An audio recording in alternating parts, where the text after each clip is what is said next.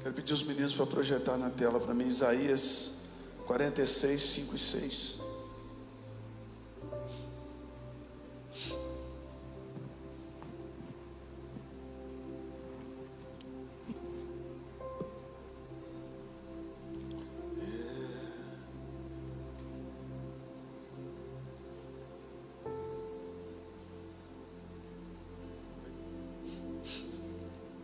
Isaías capítulo 45, versículo 5 e versículo 6, por favor. Eu sou o Senhor, e não há outro. Além de mim não há outro Deus. Eu te fortalecerei, ainda que não me conheças, para que se saiba do nascente ao poente, que não há outro além de mim. Eu sou o Senhor e não há outro. Levante as suas mãos. Diga assim: tu és o Senhor e não há outro. Além de ti não há Deus. O Senhor me fortalece, ainda que eu não te conheça, para que se saiba do nascente ao poente, que não há outro além de ti. Tu és o Senhor e não há outro.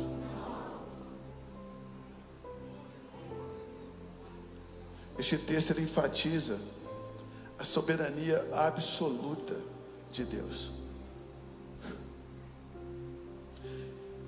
Esse texto ele declara que não existe outro Deus além do nosso Deus. Essa passagem nos lembra que a nossa fé e a nossa confiança devem estar firmemente colocadas no Senhor, único Deus. Em um mundo de muitas vozes, em um mundo de tantas escolhas, a soberania de Deus ela permanece como a nossa única verdade inabalável. Levante a sua mão e diga: Senhor, tu és soberano. O Senhor reina.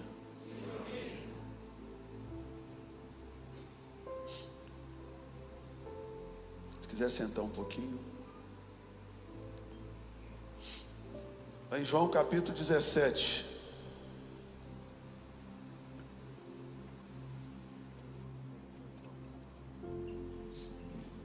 João capítulo 17, todos concordam que é um texto que fala da unidade? Sim ou não?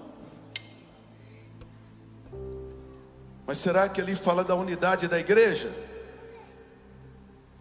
Claro que não. A igreja nem existia ainda. O capítulo 17 de João começa assim: tendo Jesus falado estas coisas, orou ao Pai dizendo. Para entender o capítulo 17 de João, nós precisamos compreender de que coisas Jesus estava falando antes de fazer a oração. E quando você começa a ler de trás para frente, no capítulo 15, ele fala a respeito do Espírito Santo. No capítulo 16 ele fala do Espírito Santo. Capítulo 15 do Espírito Santo. Capítulo 14 do Espírito Santo. Jesus não iria falar do Espírito Santo no capítulo 14, 15, 16. E no 17 ia mudar completamente o seu subject. Ia mudar completamente o seu assunto e orar a respeito da unidade de uma igreja que ainda não existia. Não, ele estava orando a respeito da sua unidade com o Espírito Santo de Deus. Não apenas isso, ele estava reafirmando a integralidade de Deus. Diga: Senhor, tu és o nosso Deus e tu és único. E lá em João capítulo 17, versículo 3, se os meninos puderem colocar aí na tela, por favor, está escrito: a vida eterna é esta, 2 pontos. O que é a vida eterna, pastor Cirilo? A vida eterna é esta: que te conheçam a ti como o único Deus verdadeiro e a Jesus Cristo a quem enviaste. Amém, queridos? A vida eterna é esta: é conhecer a Deus como o único Deus verdadeiro e a Jesus Cristo a quem enviaste. Quando Jesus... Eu não vou demorar, viu, pessoal? Mas eu tenho certeza que sua vida vai dar um twist assim, ó. Sua fé vai se transformar num poderoso crer. Lembra do apóstolo Paulo dizendo assim, orando para que os irmãos fossem fortalecidos no seu crer, na sua atitude. Quando Jesus ele foi questionado pelos fariseus sobre qual seria o maior mandamento, lá em Marcos capítulo 12, versículo 29 e 30, Jesus respondeu: o principal mandamento é: ouve, Israel, o Senhor nosso Deus, o Senhor é único. Isso aqui, queridos, é Deuteronômio capítulo 6, versículo 4. Isso aqui é a oração de qualquer judeu ainda hoje. Lá em Israel, quando amanheceu o dia, todo judeu religioso, ortodoxo, não religioso, desviado, todo judeu, antes de levantar da cama, vai dizer: Shema Israel, Adonai Eloheinu, Adonai Echad. Ouve, Israel, o Senhor, o nosso Deus, o Senhor é único. Jesus diz: a vida eterna implica nisso, em você conhecer a Deus como um Deus único, como um Deus verdadeiro, e reconhecer a Jesus Cristo, a quem Ele enviou. Então, quando o fariseu pergunta assim, qual é o primeiro mandamento? Ele diz: Shema Israel, Adonai Eloheinu, Adonai Echad. Mas Jesus emenda com Deuteronômio capítulo 6, versículo 5, que diz assim: amarás, pois, o Senhor, o teu Deus, de todo o teu coração, com toda a tua alma, com todo o teu entendimento e com todas as tuas forças. Então, esse mandamento, conhecido como Shema, ele é central na fé cristã e judaica, entendendo que Jesus era judeu. Jesus era do céu, mas ele foi criado num contexto judaico.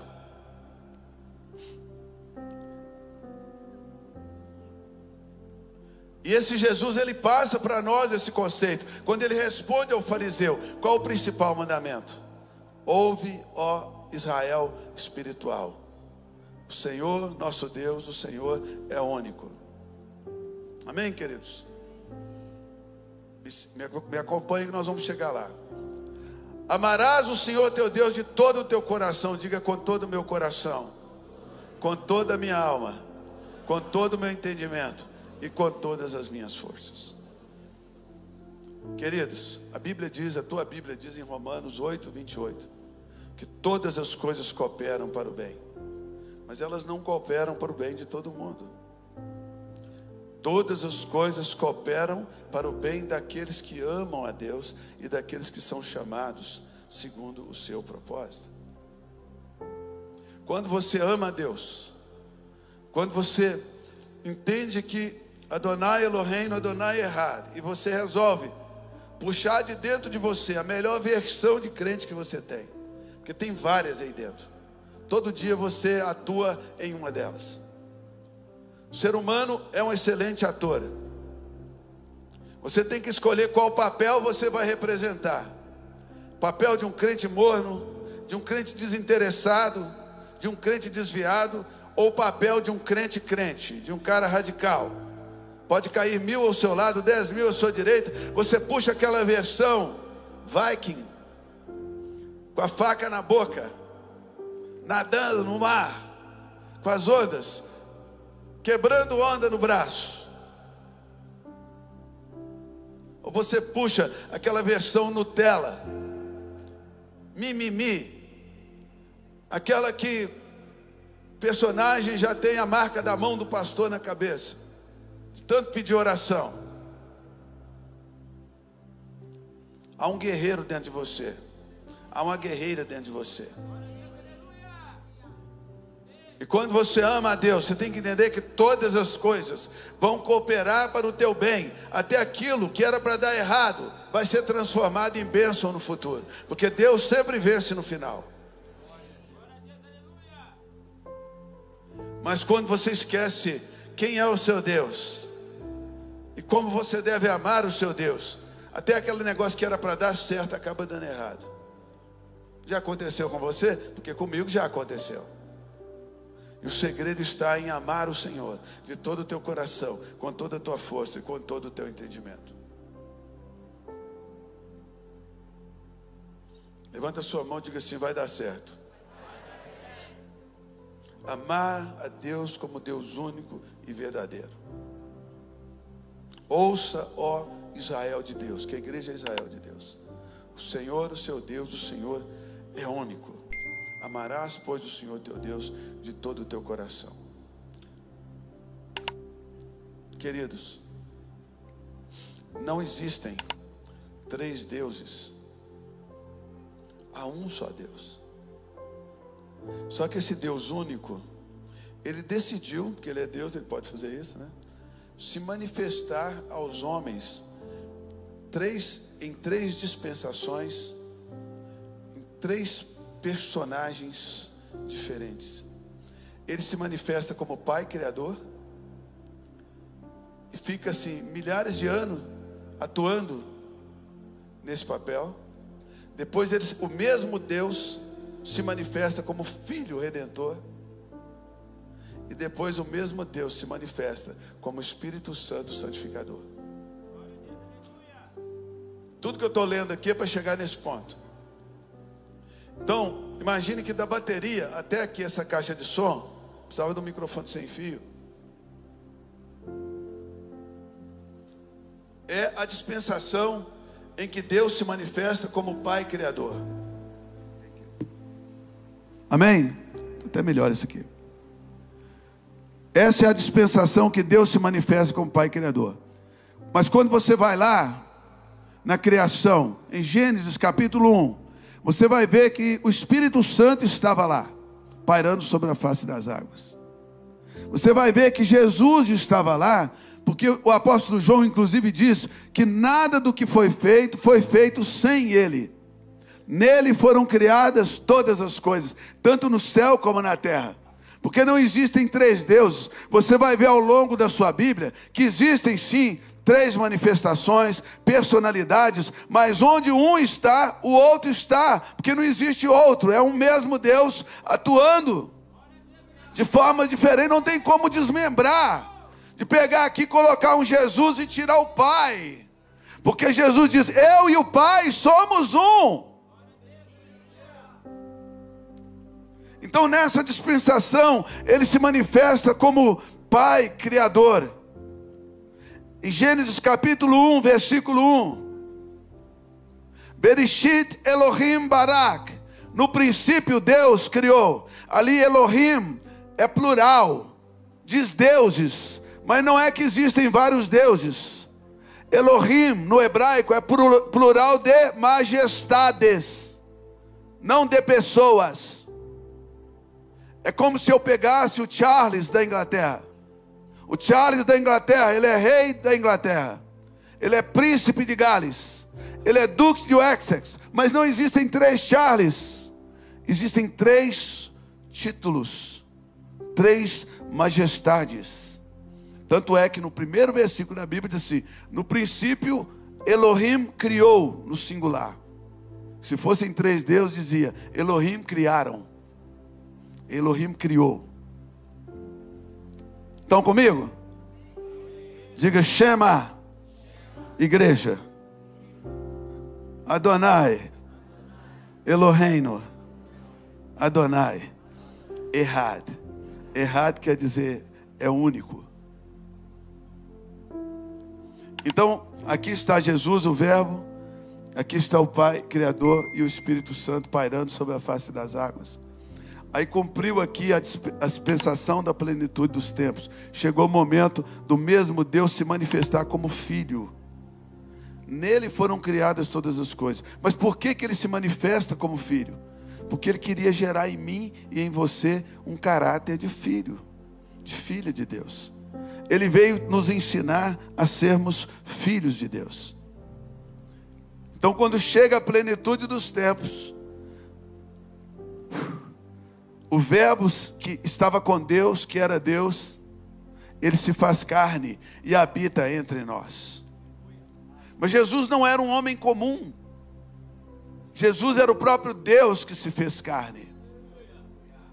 Olha, isso é tão grave, porque o apóstolo Pedro diz o seguinte, o apóstolo João diz o seguinte, que se a pessoa não confessa que Jesus Cristo é o Deus que veio em carne, ele está endemoniado. Porque nós só podemos crer nisso pelo Espírito de Deus.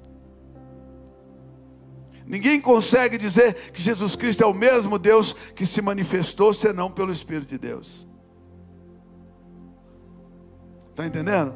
E Jesus, enquanto estava aqui, dizendo assim, gente, Filipe falou, Senhor, mostra-nos o Pai. Você fica falando Pai para lá, Pai para cá. Mostra o Pai para a gente, que a gente vai ficar satisfeito. Ele falou, queridão, há quanto tempo estás comigo e ainda não viu o Pai? Quem vê a mim, vê o Pai. Creia que eu estou no Pai e que o Pai está em mim. Creia pelo menos por causa das mesmas obras, porque ninguém pode fazer. Aleluia. Eu e o Pai somos um. Nós já estamos chegando em João capítulo 17. Eu e o Pai somos um. As obras que eu faço, eu não as faço de mim mesmo. É o Pai que está em mim, é que faz as suas obras. Quem vê a mim, vê o Pai. E aí Jesus Cristo, então, se manifesta. Essa dispensação durou 33 anos apenas. Ele nasce, cresce, morre na cruz, ressuscita dos mortos, é exaltado, e aí ele inaugura a terceira fase do joguinho, que é dessa caixa para cá. Ele enviou o Espírito Santo de Deus. Mas o Espírito Santo de Deus é o Pai e é o Filho. Ele é chamado de Espírito de Deus, de Espírito de Cristo. Quem sentiu aqui pelo menos um arrepiozinho, um gostosinho aí? No cabelo do dedinho mindinho do pé esquerdo. Quem sentiu? Sabe o que aconteceu com você? Você foi abraçado, abraçada pela paternidade de Deus. Mas não apenas isso. Você foi empoderado pelo poder e pela graça do Filho. Quando o Espírito Santo te toca, é o próprio Deus que está te tocando. Não existem três deuses, uma medalha de ouro, uma medalha de prata e outra medalha de bronze. A doutrina da Trindade, sei que muitos já devem estar pensando, é uma doutrina católica que nunca foi revisada teologicamente. A gente só recebeu, assim, beleza, clicou lá, deu o aceite no quadradinho, né? Instalou o software na nossa cabeça. Ninguém nunca parou para estudar, você nunca parou. Mas não existem três deuses. Não existe, mas você só consegue entender pelo Espírito. Porque se você conseguisse entender sem o Espírito, os judeus não teriam matado Jesus. Porque Jesus chegou falando assim, eu e o Pai somos um. Ele falou, não é, você tem demônio. Como você pode ser igual a Deus? Mataram Jesus porque ele se dizia igual a Deus. Ele falava que ele era o próprio Deus que havia se encarnado. Come on, somebody. Estão entendendo? Estão entendendo a gravidade da coisa? Você sentiu a presença de Deus hoje? Você está entendendo que você não está sozinho? O Deus dos céus e da terra, o Criador de todo o universo, está habitando dentro de você pelo Espírito Santo. Come on. Agora eu vou viver uma vida cristã com mimimi. Não vou dar dízimo não. Não vou fazer isso não. Não vou fazer mais aquilo não. Pelo amor de Deus, entenda, criatura. Entenda em que você está envolvido. É algo muito maior do que você. Isso aqui é o que Deus planejou antes que o mundo fosse mundo. Antes de Adão pecar. Antes de tudo, Ele te escolheu em Cristo Jesus, antes da fundação do mundo, para que você fosse exatamente aquilo que você está sendo hoje. Se Adão não tivesse pecado, mesmo assim você teria que fazer a opção de servir a Deus dessa forma. Jesus seria o teu Senhor, Ele não seria o teu Salvador, porque não precisaria de salvação. Você estaria aqui adorando a Deus do mesmo jeito. Você foi escolhido em Cristo Jesus, antes da fundação do mundo. Amém? Diga assim: eu estou no lugar certo, fazendo a coisa certa. Eu existo para isso. Diga: Deus, o Todo-Poderoso, Ele está em mim, está sobre mim. Aí vem a religião e diminui Deus. Fala: não, Deus, se você tem Deus, você tem resultado. Para dizer que eu sou um crente fervoroso, eu tenho que ganhar um carro novo, o que eu vou dizer então daqueles irmãos que foram comidos por leões? Eles eram o quê? Estavam endemoniados?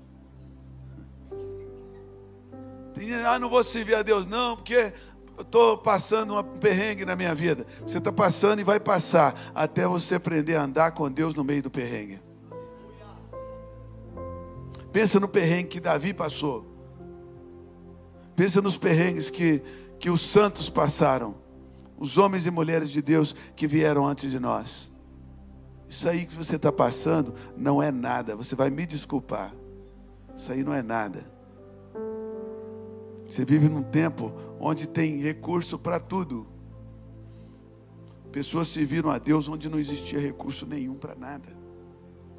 Eles foram fiéis. Você tem que entender quem é o seu Deus. Ele é único. Amém?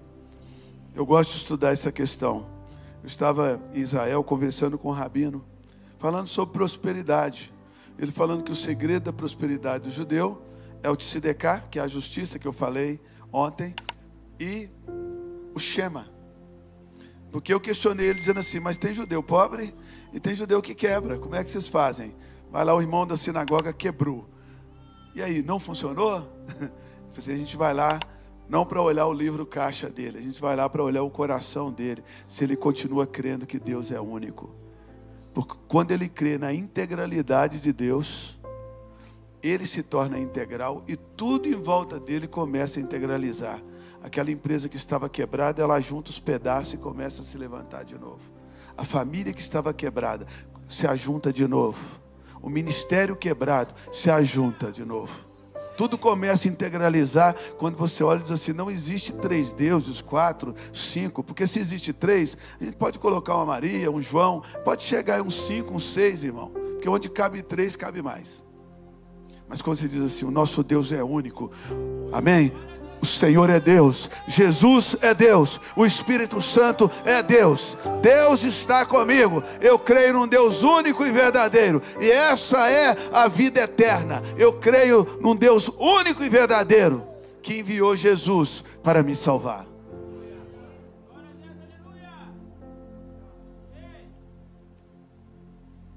Nós não somos adoradores de muitos deuses. Nós adoramos um Deus único. Nós somos monoteístas.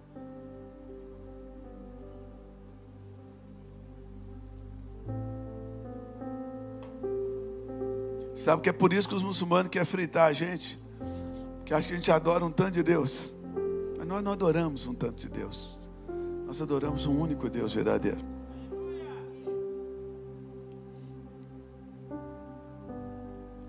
Levante a sua mão e diga: Senhor, Tu és único. Diga: Adonai, Eloheinu, Adonai, Ehad.